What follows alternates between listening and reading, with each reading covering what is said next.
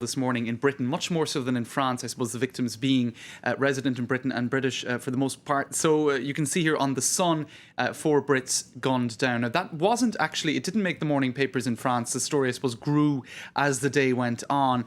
You can see also on social media lots of discussion of that and lots of shock basically about the facts and emotion. And I see everyone here shocked by the shootings. That's somebody writing in the region. What could be the motivation for such brutality in such a normally peaceful spot, wrote that person. Pretty shocked about the shooting at Annecy. Way too close to home, says this person. So unexpected and terribly sad for the 2 little girls. So lots of people, I suppose, struck by the tragedy in particular for the little girls. Can't stop thinking about that 4-year-old found in the car near Annecy. Poor terrified child. And indeed, I suppose that particular element of this human drama has captured a lot of the attention in the media. Girl 4 found alive under corpses after Brits shot dead in the Alps, says that headline. That's also in The Sun. And so, yes, people wondering how it could have taken 8 hours. That is, I think, the first question that a lot of the media jumped on and tried to find answers to. And I suppose today we have been finding some answers. In some case, you've been hearing as well, Laura, about the time it takes for the experts to get on site from the Paris area, and how I suppose they were worried not to touch a crime scene. But it is just difficult from a common sense point of view to imagine a 4-year-old remaining quiet and still under a body. It's just unthinkable. Particularly gruesome, isn't it? And also the other little girl had been beaten, it seems, as well, and shot herself. It's as I say, many questions, not many answers at this time. But this is really touching a nerve for a lot of British people, isn't it? Because they of course go on holiday to France. Lots of Brits come here for their summer holidays. That's right. And indeed many British people resident in France, around the country. So I think a lot of people, struck by the contrast between a quiet holiday zone and a terrible killing like that. But as the to get back to those questions you mentioned, lots of focus on that. Zone d'ombre, says this headline in Le Monde, or kind of grey zones in this killing, and they go down through. You're seeing lots of articles like this, which is essentially what you've been covering as well in the news, Laura. Just more questions than answers in this case, really. And some of those questions, I suppose, what was the motive? That's the principal question, really. Was it just a carjacking? Was it a bandit? Was it something more sinister? This guy had, if he was born in Iraq and had an engineering background, could he in some way have been targeted for other reasons that are a little bit more obscure? So those are the questions that we're seeing in a lot of these articles. A drama with many questions. And I suppose the 2 questions coming out: motive, and why 8 hours for that little girl to be pulled out of the car. Also, this article here on Europe 1 Radio pointing to a lot of confusion, less so now, but as the day unfolded, as to the relationship between the different people. There was an older woman and a younger woman.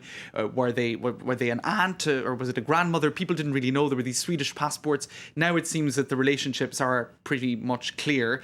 It was this man of born in Baghdad, his wife and mother-in-law, it seems. And so there you go. All shot in the head, according to police. That's right. And police have said it looked like professional killings, but they have warned not to read too much into that. But once again, we just don't know, do we? Exactly. And in fact, what a lot of the British media, in looking for those answers, I suppose, have been going to the neighbourhood actually in Surrey, where this family were resident for many years, and asking people in the neighbourhood. This is in the Daily Telegraph, what this family were like, almost unanimously across the British papers, who of course had easiest access to this. They said that they were a very quiet, discreet, loving family, very nice people. And one neighbour said, this just doesn't add up. He had no enemies. He's no Tinker, Tailor, soldier, spy.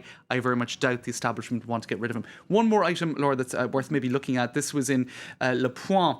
And I think we have some pictures of this. A lot of the media in France being reminded of an incident that happened back in 1952, known as the Dominici scandal.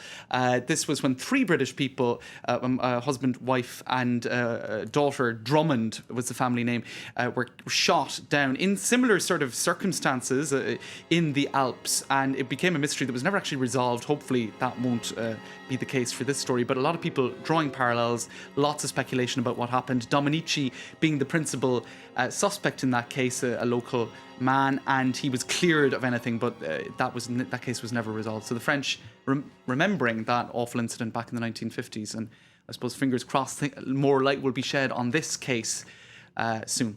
Absolutely. James Creedon, thank you very Thanks, much indeed. Well, we're going to move on just for a moment and bring you the rest of the international news. Well, Democrats in the United States are waiting to hear from the man himself. President Barack Obama will be taking the stage at the Democratic Party convention in North Carolina tonight. He has something of a tough act to follow. The former president, Bill Clinton, did delight delegates last night with a staunch defence of the man who once beat his own wife to become the party nominee. Nathan King reports. Big cheers in the hall for all the speeches, but of course everyone looking forward to the big speech. President Barack Obama, even though the rain has interfered and brought it back here, one delegate obviously looking forward to it. Hervé, you're actually originally from Kinshasa in the DRC, Democratic Republic of Congo, but you are actually now a delegate for North Carolina. First of all, how did this happen? Well, I guess that symbolized in some level what the American dream is all about. This is a country where if you work hard, you play by the rules, and ultimately it pays off. And already the history of President Obama has inspired many people, and I'm one of the people that was inspired by that story, and I've partially joined politics because of it. Now, even though you love him, half the country is thinking about voting against him. What does he have to do in his speech? He will have to affirm the fact that 4 years ago we're worse off than we are today. President Obama has created millions of jobs. President Obama has kept us safe internationally. President Obama has inspired young guys like me, and we need to give him 4 more years so that he can finish the job. It sounds like a lot of people in this hall agree with you, but the real audience, of course, is not just here, but outside those millions of TV sets across this country. That's what it's all going to come down to. Anticipation, though, very high here. Nathan King there reporting earlier. Now, the president of the European Central Bank, Mario Draghi, has unveiled the details of his long-awaited bond buying programme. The ECB will now buy debt in a bid to bring down borrowing costs for countries like Spain and Italy. Draghi promised earlier this summer that he'll do whatever it takes to save the single currency, and today we heard a few more details on just how he'll do that.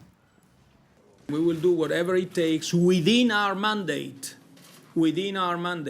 to have a single monetary policy in the euro area and to maintain price stability in the euro area and to preserve the euro. And we say that the euro is irreversible. So unfounded fears of reversibility are just what they are, unfounded fears. Tragedy for some would-be asylum seekers. Now, 58 people drowned when their fishing boat sank off the coast of western Turkey this Thursday. 100 people, mainly women and children, were on board. They'd reportedly been promised asylum in Europe by smugglers. Dozens of survivors, mostly from Iraq and Syria, managed to make it to shore, but the victims were trapped below the deck of the submerged vessel. Turkey is currently hosting 80,000 Syrians who have fled the civil war in their country, and some European countries are concerned that larger numbers of Syrians could try to reach Europe illegally. We're going to take a short break. Stay with us for all the latest international news here on France 24.